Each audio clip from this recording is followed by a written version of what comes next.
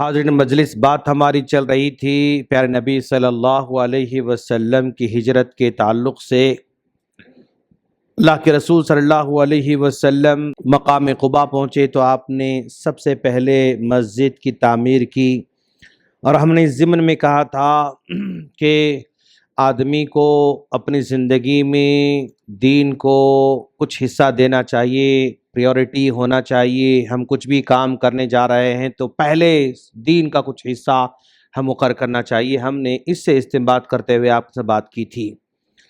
اللہ کے رسول صلی اللہ علیہ وسلم مقام قباء سے نکل کر اب داخل ہونے جا رہے ہیں مدینہ منورہ میں۔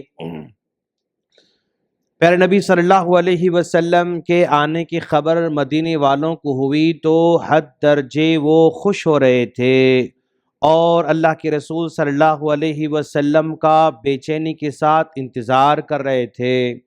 انتظار اس طرح کا انتظار تھا کہ وہ صبح سویرے اپنے گھروں سے نکلتے، مدینہ کے سرحد پر آتے اور دیکھتے دیکھتے دیکھتے یہاں تک کہ سورج ڈھل جاتا۔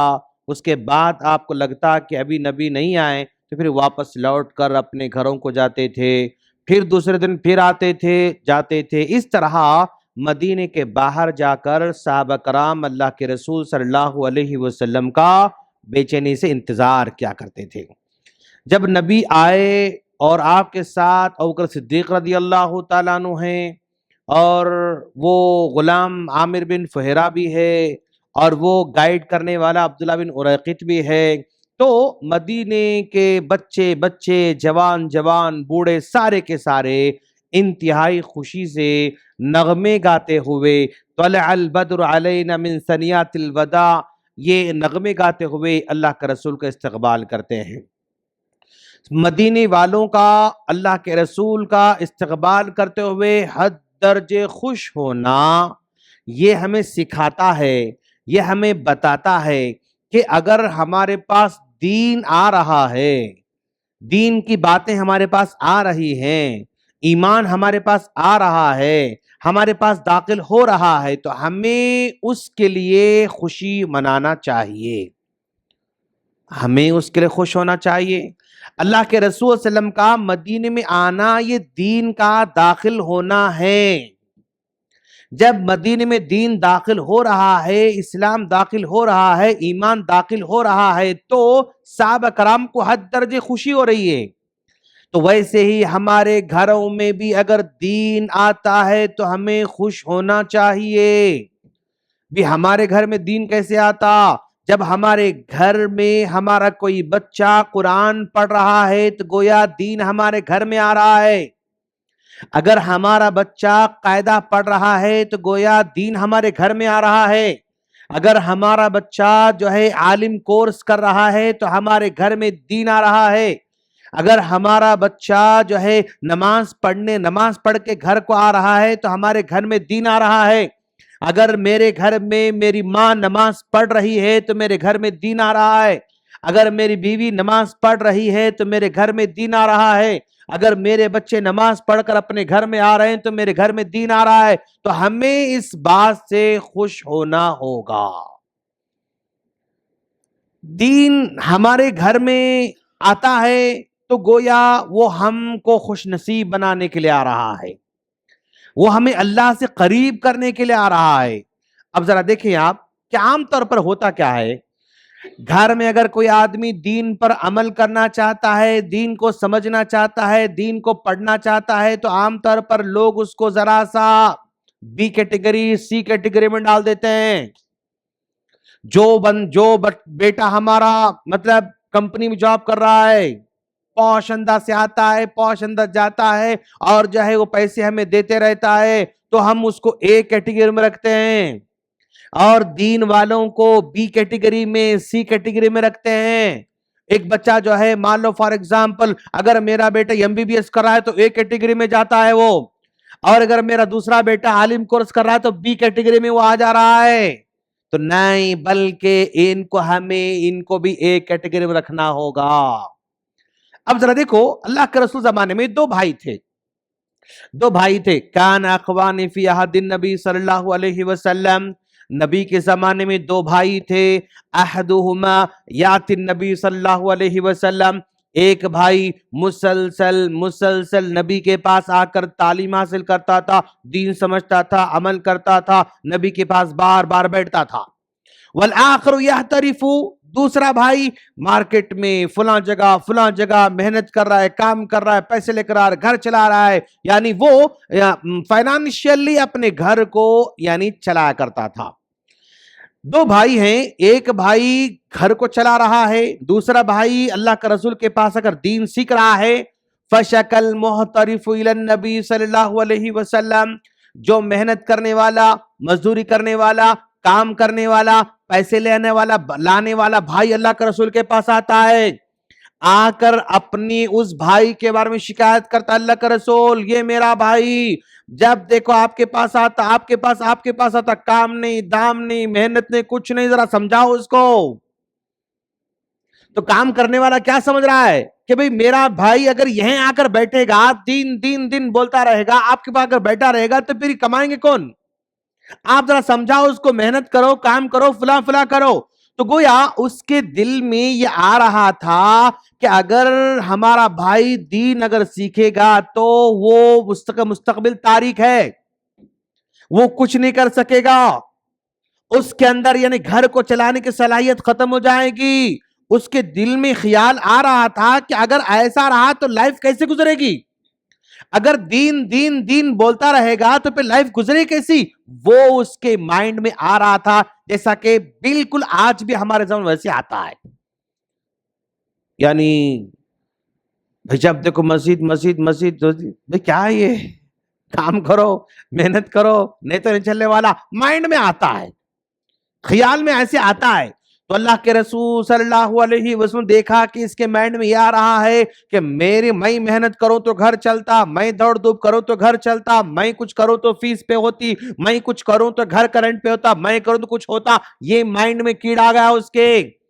تو اللہ کے رسول صلی اللہ علیہ وسلم نے اس محنت کرنے والے، مزدوری کرنے والے، دوڑ دھوپ کرنے والے بھائی کو آپ نے کریکشن کرتے ہوئے کہا، تم سمجھ رہے ہو کہ تمہاری محنت سے، تمہاری دوڑ دھوپ کرنے سے، تمہارے بھاگ جانے سے، آنے سے گھر چل رہا ہے؟ نہیں، لعلک ترزق بہ، اللہ تم کو جو روزی دے رہا ہے نا، وہ اس بھائی کے برکت کی وجہ سے تم کو روزی دے رہا ہے، اس کی برکت کی وجہ سے تم کو اللہ روزی دے رہا ہے۔ یعنی تم جو محنت کر رہے ہو نا، اس کو اتنی روزی ملنا چاہیے تھا، تمہارا بدلہ اتنا تھا، لیکن اس بھائی کے دین سیکھنے کی وجہ سے برکت اللہ تم اتنی دے رہا ہے، حالانکہ تم اس کی حقدار نہیں ہو۔ جتنا مال تم کو مل رہا ہے نا، اتنے مال کے تم حقدار نہیں ہو، لیکن اس کی برکت سے اللہ تم کو دے رہا ہے۔ اس کا مطلب یہ ہوا کہ اگر ہمارے گھر میں ایک بیٹا، ایک بیٹی اگر دین سیکھ رہے ہیں، دین پر عمل کر رہے ہیں، تو ہم یہ نہ سمجھیں کہ ناکارہ ہے، ہم یہ نہ سمجھیں کہ یہ کچھ نہیں ہے، اس کی وجہ سے کچھ نہیں ہو سکتا، نہیں، اللہ اس کی برکت کی وجہ سے سارے گھر والوں کو روزی عطا فرماتا ہے۔ تو گویا دین ہمارے پاس آ رہا ہے تو جیسے مدینے والے خوش ہو رہے تھے، ہمیں خوش ہونا چاہیے، عمل ہو رہا ہے گھر میں، ہمیں خوش ہونا چاہیے، ہمارے بچے دین سیکھ رہے ہیں، ہمیں خوش ہو جانا چاہیے، ہمارے گھر میں دین ہونا، ہمارے مارکیٹ میں دین آنا، جیسے مدینے میں دین آیا نا تو خوش ہو گئے تھے، ہمارے گھروں میں دین آیا تو ہمیں خوش ہونا، ہمارے مارکیٹ میں ہم دین کو لانا، مارکیٹ میں دین کو لانا مطلب ہم جہاں کاروبار کر رہے ہیں، بزنس کر رہے ہیں، جاب کر رہے ہیں، آفس ہے، کمپنی ہے، وہاں پر بھی دین کو نافذ کرنا، وہاں پر بھی دینی انداز میں ہمارے معاملات ڈیل کرنا، ہمارے اسکول میں دین آنا، ہمارے سلیبس میں دین آنا، ہمارے کتابوں میں دین آنا، ہمارے معاملات میں دین آنا، ہر جگہ ہمارے مطلب اس دین کو اس میں داخل کرنا ہوگا۔ جیسے خوش ہوئے صحابہ کرام، ہم بھی ویسے خوش ہوں گے انشاءاللہ اگر ہمارے گھر میں دین آ رہا ہے تو، اور خوشی کا اظہار کرنا۔ بیٹا نماز پڑھا، ماشاءاللہ بیٹا بہت اچھے دکھ رہے ہیں آپ، ماشاءاللہ آپ آئے نماز پڑھے، آپ بہت اچھے بیٹا ماشاءاللہ، قرآن پڑھے، ماشاءاللہ بیٹا قرآن پڑھ رہے ہیں، بہت پیارے بچے آپ ماشاءاللہ، قرآن قاعدہ ختم ہوا، ماشاءاللہ بیٹا کتنے اچھے بچے آپ، پورا قاعدہ ختم ہو گیا آپ کا۔ خوشی کا اظہار کرنا، اس کو ابھارنا، اس کو جو ہے یعنی ہمت افزائی کرنا۔ تو جیسے صحابہ کرام نے خوشی منائی تھی ہم بھی ویسے خوش ہوں گے انشاءاللہ۔ اب اللہ کا رسول مدینے میں داخل ہو رہے ہیں، اس کے بعد ہر صحابی چاہتے ہیں کہ میرے پاس آؤ، میرے پاس آؤ، میرے پاس، سب صحابہ کرام کی چاہت ہے، ہر گھر یہ چاہتا ہے کہ نبی میرے پاس آئیں۔ اب اللہ کے رسول صلی اللہ علیہ وسلم کسی ایک گھر میں جاتے تو دوسرے صحابہ کو فیل ہوتا تھا ہاں اللہ کا رسول ان کو زیادہ چاہتے، ہم کو زیادہ نہیں چاہتے۔ تو اللہ کا رسول نے حکمت اختیار کیا، کوئی ناراض نہیں ہونا، کوئی فیلنگ اپنے اندر نہیں پالنا، میں سب کے ساتھ برابر کا معاملہ کرنے والا ہوں، سب میرے پاس اتنے ہی ہیں، سب میرے پاس پیارے ہیں۔ اب یہ میری اونٹنی ہے نا، اس کو چھوڑ دو، آپ یہ جہاں رکے گی اللہ تعالیٰ کے حکم سے وہاں اس کے پاس میں قیام کروں گا۔ انصاف آپ نے کیا۔ جب آپ نبی نہیں بنے تھے تب بھی آپ نے انصاف کیا تھا۔ کہاں انصاف کیا؟ کعبۃ اللہ کو تعمیر کرنے کی باری آئی، تعمیر ہوئی اور حجر اسود اللہ کا رکھنے کا مسئلہ ہوا۔ یہ قبیلہ چاہتا تھا یہ حجر اسود ہم رکھیں گے، ہم کو شرف ملے، وہ چاہتا تھا ہم رکھیں گے، وہ چاہتا تھا ہم رکھیں گے، اور آخر فیصلہ ہوا کہ نہیں، جو کل مارننگ سب سے پہلے آئے گا وہ رکھے گا۔ اللہ کے رسول سب سے پہلے آئے تو لوگوں نے کہا اب یہ محمد کا حق ہے کہ وہ حجر سے اٹھا کر وہاں رکھے، وہ اس کا حق ہے، لیکن آپ نے کہا میں اکیلے رکھوں، آپ کے لیے نہیں رکھوں گا۔ چادر لاؤ، چادر لائی گئی، بیچ میں پتھر رکھو، پتھر رکھا گیا۔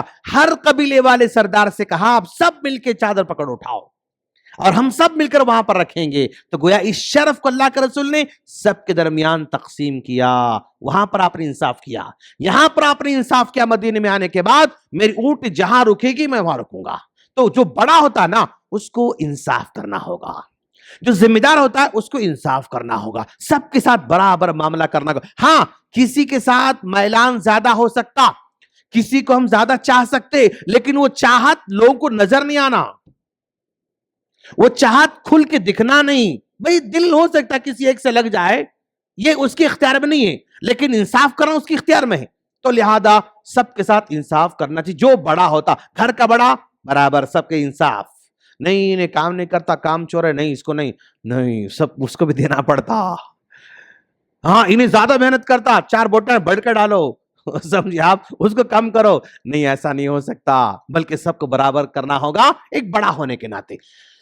خیر ٹائم بہت ہو چکا ہے، اللہ سے دعا ہے اللہ ہم تمام کو پیارے نبی صلی اللہ علیہ وسلم کی زندگی سے ایک ایک لمحے سے ہمیں استفادہ کرنے کو دعا فرمائیں اور ہمارے ایمان کو مضبوط بنائیں۔ آمین۔ السلام علیکم ورحمۃ اللہ وبرکاتہ۔